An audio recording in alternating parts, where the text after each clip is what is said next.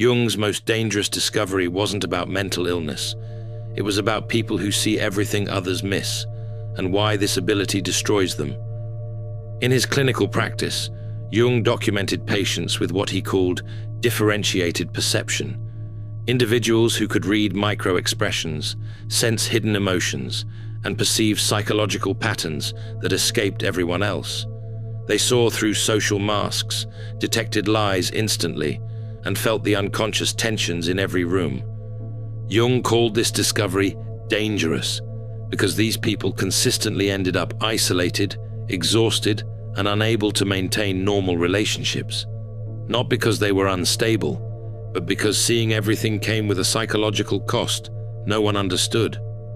Today, I'll show you Jung's most dangerous discovery about people who see everything, and why he believed this rare ability either destroys you or transforms you into something extraordinary. The case that revealed Jung's most dangerous discovery began with a patient he described in his private notes, a highly introverted intuitive type who came to him in 1913 during Jung's own psychological crisis following his break with Freud. This patient, representing what Jung would later categorize as the rarest personality type, possessed what he called undifferentiated intuitive perception. She could walk into any room and immediately sense the psychological atmosphere, who was lying, who was in emotional pain, who harbored secret resentments. Jung wrote, "The patient displays an extraordinary capacity for perceiving unconscious contents in others, but this faculty appears to cause her considerable distress rather than advantage." She couldn't engage in small talk because she saw through every social facade. She couldn't maintain friendships because people felt exposed and uncomfortable around her. She couldn't hold employment because her presence disrupted the collective unconscious agreements that keep groups functioning. Jung realized he wasn't treating pathology. He was observing what happens when the unconscious becomes too conscious, when perception becomes too differentiated for social survival. He documented her describing people with startling accuracy. She speaks of others as if she has access to their private thoughts and hidden motivations. When I verify her observations through careful questioning, they prove remarkably accurate. This wasn't psychosis or delusion. This was consciousness so advanced it had become socially dangerous. But Jung discovered something even more disturbing. Because this patient's extraordinary perception seemed impossible to explain, therefore Jung began investigating what he would later term participation mystique, the psychological phenomenon where individuals with highly differentiated intuition become overwhelmed by unconscious contents from others. Jung wrote in his Red Book period notes, "There are those among us whose psychic apparatus is so finely tuned that they absorb not merely conscious communications, but the entire unconscious atmosphere of their environment." Modern research by Dr. Elaine Aron on highly sensitive persons validates Jung's early observations. Her research shows that roughly 20% of people have heightened sensory and emotional sensitivity.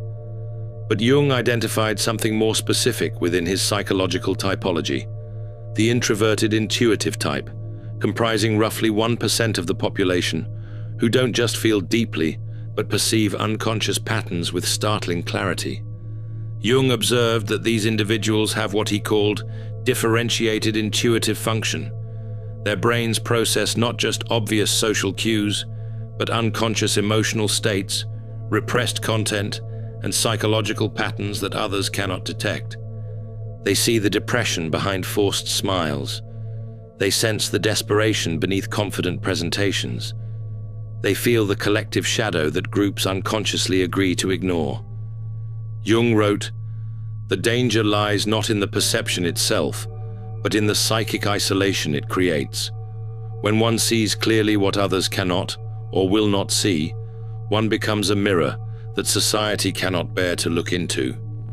This creates what Jung called the problem of the superior function, when your greatest strength becomes your greatest burden because it separates you from collective unconscious participation. But Jung discovered the real danger wasn't the perception itself.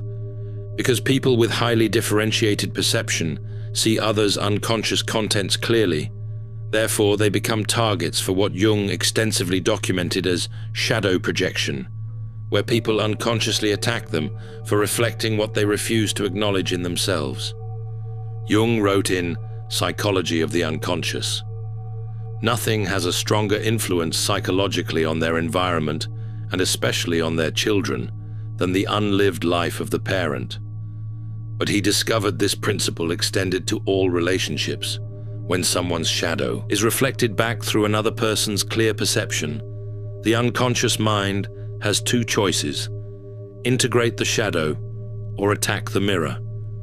Jung documented this pattern repeatedly in his clinical work.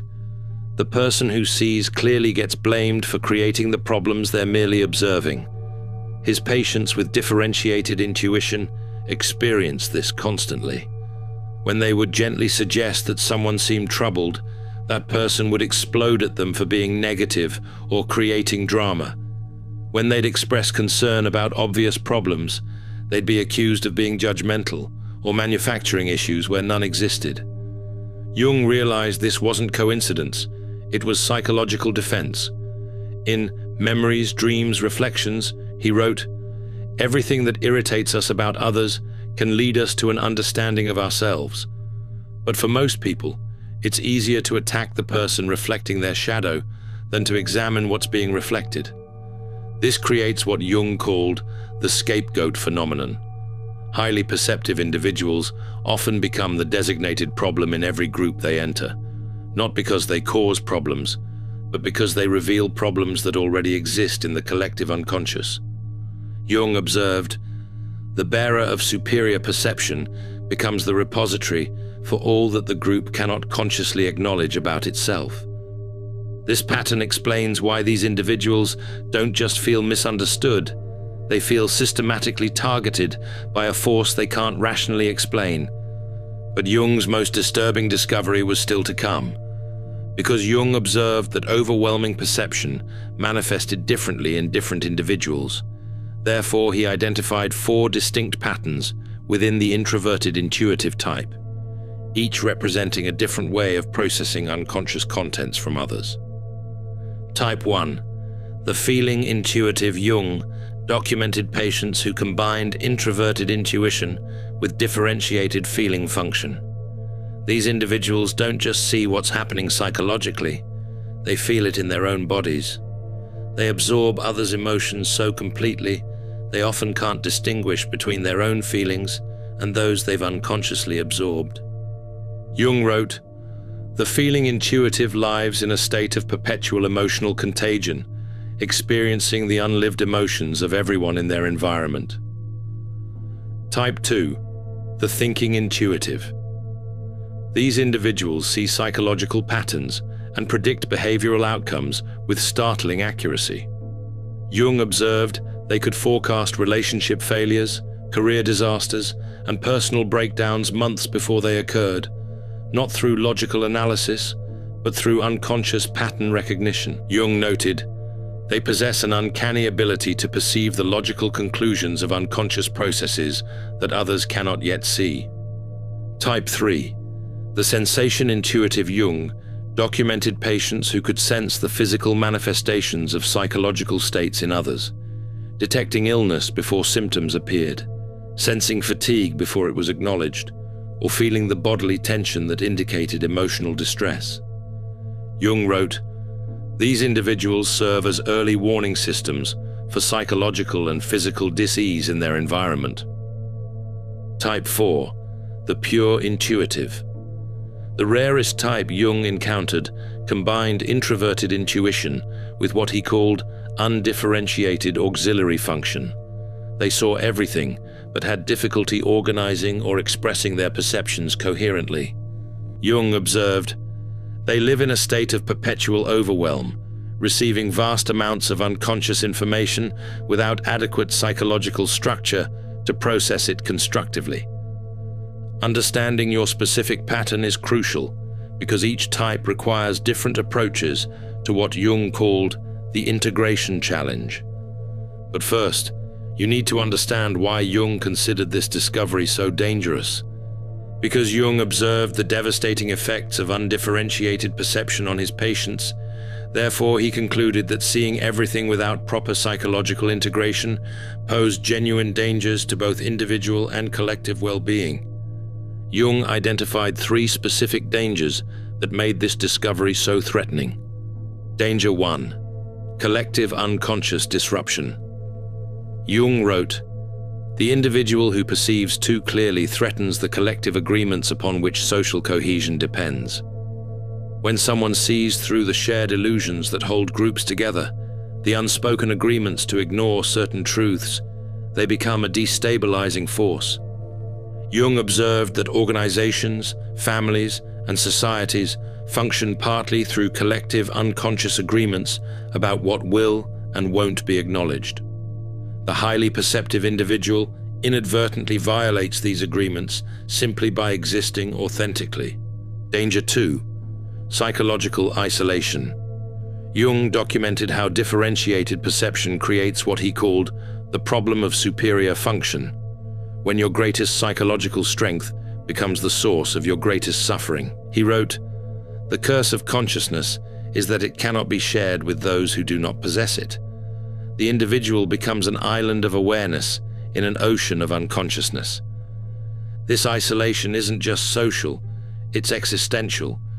These individuals often report feeling like they're living in a different reality from everyone around them." Danger 3. Identity dissolution. Most dangerously, Jung found that people who absorb unconscious contents from others often lose contact with their own authentic personality. They become so flooded with external psychological material that they can't distinguish between their own inner world and what they're absorbing from their environment. Jung called this participation mystique, a state where psychological boundaries dissolve and the individual becomes merged with collective unconscious contents. He wrote, "The danger is not merely social exile, but psychological annihilation, the complete loss of individual identity in favor of collective possession." This is why Jung considered the integration of superior perception not just therapeutically important, but psychologically urgent. Because unintegrated superior perception posed such dangers, therefore Jung developed what he called the individuation process, a systematic approach to maintaining individual identity while developing conscious relationship with unconscious contents. Phase 1. Recognition and differentiation. Jung taught his highly perceptive patients to first recognize when they were absorbing psychological material that wasn't their own. He called this conscious discrimination, the ability to distinguish between authentic inner experience and unconsciously absorbed external content. Jung wrote, "The first task is to establish what belongs to you and what belongs to others. Without this discrimination, there can be no individual development." Technique. Jung instructed patients to spend time in complete solitude daily, allowing absorbed material to settle so they could recognize their own authentic psychological voice. Phase 2. Shadow integration. Jung discovered that people who see others' shadows clearly often do so because they haven't integrated their own. The more you deny your own capacity for deception, selfishness, or cruelty, the more disturbed you'll be by seeing these qualities in others. Jung wrote, "Everything that irritates us about others can lead us to an understanding of ourselves, but only if we have the courage to look inward, rather than remaining focused outward." Shadow integration means acknowledging that you contain every human quality you observe in others. This doesn't make you a bad person. It makes you a complete person who can see clearly without judgment. Phase 3. Conscious participation. The final phase involves what Jung called conscious participation in the collective unconscious, the ability to engage with others' psychological contents without being overwhelmed or losing your individual identity. Jung wrote, "The individuated person can serve as a bridge between conscious and unconscious, helping to make the unconscious conscious in others without sacrificing their own psychological integrity. This requires developing what Jung called psychological containers, the ability to hold others' unconscious contents temporarily while maintaining awareness that they are not your own. Because Jung understood that superior perception either destroys or transforms individuals, therefore he studied historical figures to understand the difference between successful integration and psychological breakdown. The case of Nietzsche, unintegrated perception. Jung was deeply influenced by Nietzsche's philosophy, but observed how his superior perception ultimately led to psychological collapse.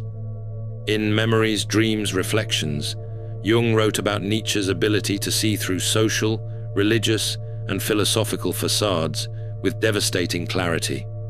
However, Jung noted that Nietzsche never learned to integrate these insights constructively. Instead of using his perception in service of healing, he wielded it as a weapon against society. Jung wrote, "Nietzsche possessed extraordinary insight into human nature, but he remained identified with his superior function rather than integrating it into a balanced personality." Jung observed that Nietzsche's isolation and eventual breakdown represented what happens when superior perception remains unintegrated. The individual becomes consumed by what they see rather than transformed by it. The case of Meister Eckhart, successful integration. Jung extensively studied the medieval mystic Meister Eckhart, whom he considered an example of successfully integrated superior perception. Eckhart possessed what Jung called mystical intuition, the ability to perceive spiritual and psychological realities that others could not access. But unlike Nietzsche, Eckhart channeled his insights into compassionate service. Jung wrote, "Eckhart transformed his superior perception into wisdom that could nourish others without overwhelming them. He saw clearly, but spoke in ways that invited understanding rather than resistance." Jung noted that Eckhart's success came from what he called conscious humility, the recognition that superior perception is a gift to be shared wisely, not a weapon to be wielded. Jung's own integration journey. Most significantly, Jung documented his own struggle with overwhelming perception during what he called his confrontation with the unconscious from 1913 to 1919, recorded in the Red Book. Jung wrote, "I was menaced by a psychosis and was saved only by my ability to understand what was happening to me through my work with patients. His superior perception of unconscious contents, both his own and others, nearly destroyed him until he learned to integrate these experiences consciously." Jung's breakthrough came when he realized that his overwhelming perceptions weren't pathological, but evolutionary. They represented consciousness attempting to evolve beyond current collective limitations. This realization transformed his approach to patients with similar gifts. Because individuals with superior perception often face isolation, therefore Jung emphasized the crucial importance of finding what he called the few who understand, others capable of engaging with differentiated consciousness without defensiveness. Jung wrote in The Development of Personality, "The privilege of a lifetime is to become who you truly are, but this privilege cannot be realized in isolation. It requires witnessing by those capable of recognizing authenticity." Jung identified 3 essential types of relationships for the highly perceptive individual. Type 1. Fellow individuated persons. Jung wrote, "The individuated person recognizes another individuated person immediately. There is a quality of presence, an authenticity that cannot be fabricated. These connections often happen instantly and intensely. You recognize each other as members of what Jung called the conscious minority. These relationships are rare but essential for psychological survival. With fellow individuated persons, you can be completely authentic without fear of overwhelming or threatening them." Type 2. Those engaged in individuation. Jung observed that people actively engaged in their own individuation process, therapy, inner work, spiritual practice, can often handle superior perception without defensiveness.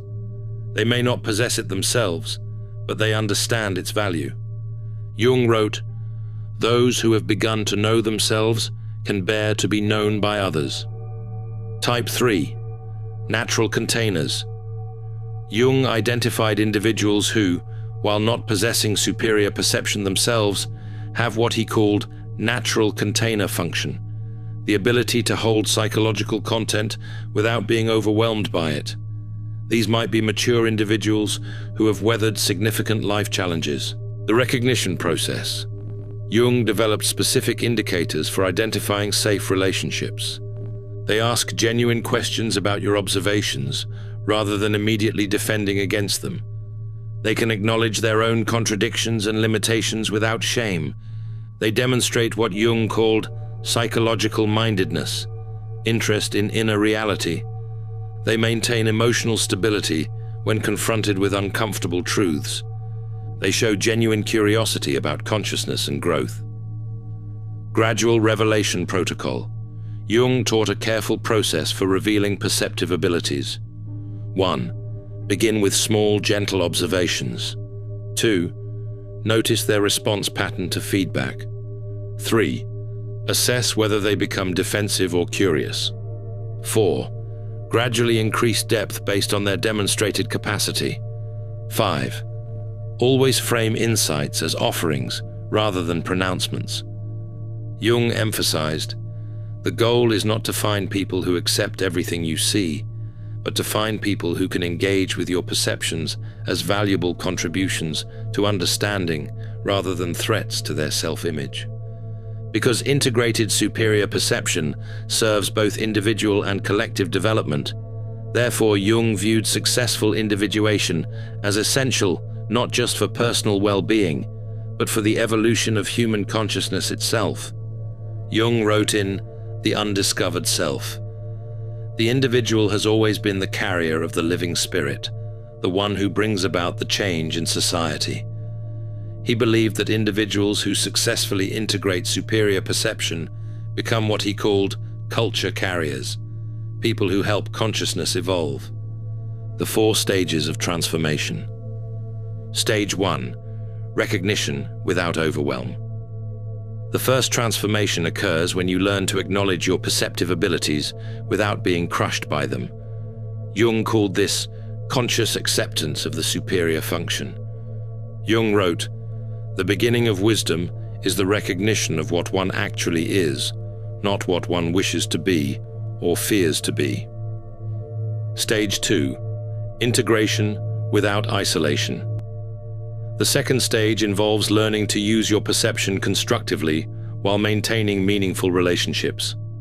Jung called this social individuation, becoming authentically yourself while remaining connected to others. Jung observed, the individuated person does not withdraw from the world, but engages with it more consciously. Stage 3. Service without sacrifice. The third transformation happens when your perception becomes a gift you offer, rather than a burden you carry. Jung called this conscious participation, using your abilities in service of others without depleting yourself. Jung wrote, "The privilege of a lifetime is to become who you truly are, and then to offer that authentic self in service of the whole." Stage 4. Legacy without attachment. The final stage involves what Jung called transcendent function, using your perception to contribute to collective consciousness evolution without attachment to whether others recognize or accept your contributions. Jung observed, the individuated person works for the future, not for personal recognition in the present. The integration becomes cultural medicine. Jung believed that individuals who successfully integrate superior perception serve a vital evolutionary function. They see what collective consciousness is not yet ready to acknowledge, helping to prepare humanity for necessary developmental steps. Jung wrote, "What is not brought to consciousness comes to us as fate." Highly perceptive individuals who learn integration help make unconscious contents conscious before they manifest destructively in collective behavior. But Jung warned about specific pitfalls that can derail this transformation. Because the path of integrating superior perception contains specific dangers, therefore Jung documented the most common ways individuals derail their own transformation process. Pitfall 1. The inflation trap. Jung wrote extensively about psychological inflation, when individuals become identified with their superior function rather than integrating it consciously. In 2 essays on analytical psychology, he warned, "The danger is that the ego identifies with the archetype, leading to an inflation that cuts the individual off from human relationships." Highly perceptive individuals often fall into what Jung called the prophet complex, believing they must save everyone from unconsciousness. This leads to preaching, judgment, and eventual isolation. Jung observed, "The moment one believes oneself to be the bearer of absolute truth, one has fallen into the trap of unconscious possession by the very forces one seeks to understand." Pitfall 2. The withdrawal. Justification. Jung documented cases where individuals used their superior perception to justify complete withdrawal from society. They convinced themselves that others were too unconscious to be worth engaging, which Jung recognized as spiritual superiority masquerading as wisdom. Jung wrote, "True individuation requires engagement with the unconscious world, not escape from it. The hermit who withdraws from life has not transcended it, but has been defeated by it." Pitfall 3. The helpers high. Jung observed that some highly perceptive individuals become addicted to being needed. They define themselves entirely through their ability to see and help others, losing contact with their own inner development. Jung warned, "When perception becomes identity, the person disappears behind the function. This is not individuation, but its opposite, the sacrifice of personality to role." Pitfall 4. The overwhelm return. Even successfully integrated individuals can regress during periods of stress trauma or major life transitions. They stop maintaining their psychological boundaries and become flooded with others' unconscious contents again. Jung emphasized, integration is not a permanent achievement, but a dynamic process requiring constant conscious attention. The integration maintenance Jung developed ongoing practices for maintaining healthy integration.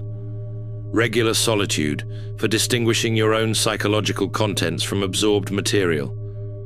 Conscious choice about when and with whom to engage perceptive abilities. Ongoing shadow work to prevent projection of your own unconscious contents. Connection with others capable of providing reality checking and support. Creative expression as an outlet for overwhelming perceptual input. Jung wrote, "The integrated person does not achieve perfection, but learns to dance consciously with their own psychological complexity." Because Jung understood superior perception within the context of collective psychological development, therefore he viewed highly perceptive individuals as serving an essential evolutionary function for human consciousness. In The Undiscovered Self, Jung wrote, "The individual has always been the carrier of the living spirit, the one who brings about the change in society." He believed that people with superior perception serve as what he called consciousness pioneers, individuals whose psychological development precedes collective readiness. The historical pattern. Jung observed that throughout history, individuals with superior perception often appeared before collective consciousness was ready to integrate their insights. They served as advanced scouts for psychological territories that humanity would eventually need to explore. Jung wrote, "What appears in the individual first as psychological insight later manifests in the collective as cultural transformation. The individual serves as a laboratory for consciousness experiments that will eventually benefit the whole." Modern manifestations. Jung believed that in the modern era, highly perceptive individuals might be sensing psychological patterns that explain collective behavior, environmental and social unsustainability before it becomes obvious, spiritual possibilities beyond current religious frameworks, technological implications that others haven't considered, collective shadow contents that need conscious integration. Jung's insight: the sensitive individual feels the collective problems first and most intensely. Their personal symptoms often reflect what the entire culture needs to address. The service without martyrdom. Jung's crucial insight was that superior perception serves evolution best when it's integrated consciously rather than suffered unconsciously. The goal isn't to be a martyr to consciousness, but to be a bridge between what is and what's becoming. Jung wrote, "The individuated person serves the collective not by sacrificing their individuality, but by developing it so completely that it becomes a gift to the whole." The ultimate integration. At the highest level of development, Jung observed, individuals with superior perception hold their abilities lightly, seeing clearly without attachment to others, accepting what they see, perceiving deeply without compulsion to fix everything they observe. Jung called this the transcendent function, the ability to serve consciousness evolution naturally, without forcing or preaching, simply by embodying more conscious ways of being. Remember Jung's patient from 1913, the introverted intuitive who came to him during his own psychological crisis? After 3 years of working with Jung's individuation process, her life transformed completely. She learned to distinguish between her own psychological contents and what she absorbed from others. She found work as a counselor where her differentiated perception helped troubled individuals. She built relationships with people who valued her insights rather than fearing them. Most importantly, she stopped experiencing her superior perception as a curse and began understanding it as what Jung called a gift requiring conscious development. Jung wrote about her transformation. The patient learned not to see less, but to see more wisely, not to perceive less deeply, but to engage more consciously with what she perceived. Her gift remained intact, but her relationship to it became integrated rather than overwhelming. This represents Jung's most dangerous discovery, that some individuals are born with consciousness that exceeds collective readiness, and this advanced perception will either destroy them through isolation and overwhelm, or transform them into exactly what humanity needs for its psychological evolution. Your superior perception isn't a malfunction in your psychological makeup. It's an advanced feature of consciousness development. You're not broken because you see everything others miss. You're psychologically ahead of your time. The question isn't whether you should suppress your perception to fit in with collective unconsciousness. The question is whether you'll develop the individuation skills necessary to integrate your perception consciously.